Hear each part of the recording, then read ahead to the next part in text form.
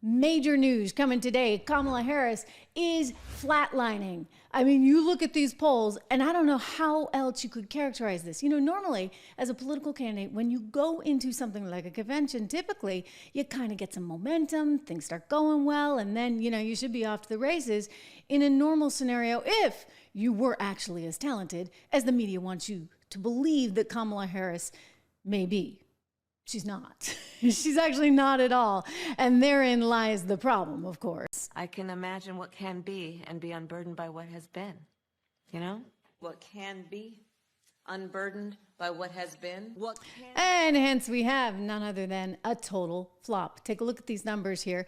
Kamala Harris getting no boost from the DNC, the Democrat National Convention. This is the headline in the Daily Mail. Let me read you the line that's kind of key here. Kamala Harris leads Donald Trump by 4 points, according to a new Morning Consult poll, 48 to 44%. But that's actually the exact same margin as before Harris gave her primetime address at the DNC last week. Usually, they write presidential nominees get a boost from their convention speech, but none happening here. And this is despite all the spin. I mean, there's a ton of spin. Take a look at this one. Kamala Harris's honeymoon continues, but no DNC bump. Well, then how is the honeymoon exactly continuing? Okay, because one poll happens to have her nationally ahead by a few points.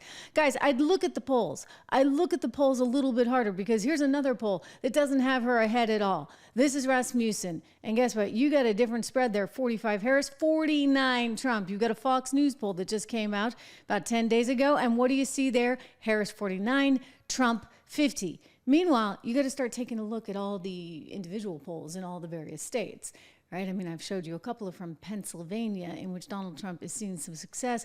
And then there's this one that just came out of Arizona. Take a look, guys. Okay, this is Trump leading in Arizona. This is something called the Noble Predictive Insights poll. Just came out today. 47% goes to Trump, 44% to Harris.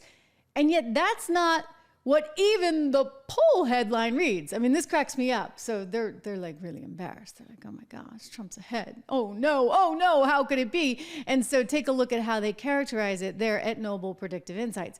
Harris shakes up key demographics in 2024 presidential race. New poll shows tight race in Arizona as both Trump and Harris appeal to different voter bases. Okay, you get your new poll, but Donald Trump's still ahead. They just need to spin it. I mean, if you look at the numbers, these are the numbers.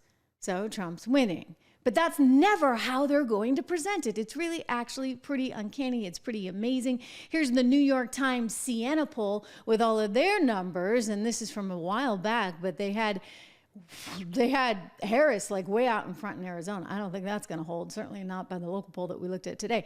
North Carolina, they're trying to suggest that she's winning there as well, and that you've got some dicey things going on there in Nevada and Georgia. I'll tell you guys, I don't know, I'm just tired of it. So it's one of the reasons why I like to go back to Polymarket, which is a betting market where people are actually putting money on the line, because, you know, the polls, they're influenced by this, that, and the other.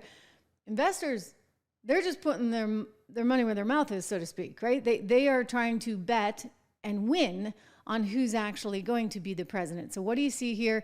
It's tight. Yes, I'll give you that. It's really tight. But you know what? It's not like Kamala Harris has this thing locked up. It's not like it's a slam dunk. And yet, when you read all the headlines coming out of the media, I'm getting a little annoyed. It's like it's fait accompli. And they're doing that deliberately because they want to demoralize anybody who's on the right. They want to make sure that you're embarrassed and that you just go and hide in your corner and don't go to vote. Well, that's the opposite of what you should do. You know, you vote all day long. Thank you very much. Make sure you subscribe. Make sure you share. Make sure you do all those things. It's really, really important right now, especially given all that's going on. We're going to get into some of the meta news momentarily. Stunning island of Ireland. Just incredible. You know, when I was a little kid and we'd visit here, my mom would say, if you're lucky enough, you might actually get a pot of gold at the end of a rainbow, because that's where the leprechauns leave it. So we looked, we didn't find any, but I consider it probably having been good advice, because as I got older, I learned that gold is pretty valuable. It's valuable in terms of diversification. I encourage you to take a look at it. And when you do, call our friends, our wonderful sponsors over at American Hartford Gold. You can go to trishlovesgold.com, Trish Loves Gold, and wow, it's windy here. You can text 65532, my name, Trish, to 65532 for your chance to get up to $15,000 in free silver, ladies and gentlemen. Just a terrific offer.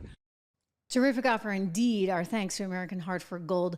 Don't forget to text my name over there. You know, it's just amazing when you look at the inflation stuff. We'll get to that in a little bit. Of course, gold's been reaching new highs. I think it's an important part of a diversified portfolio.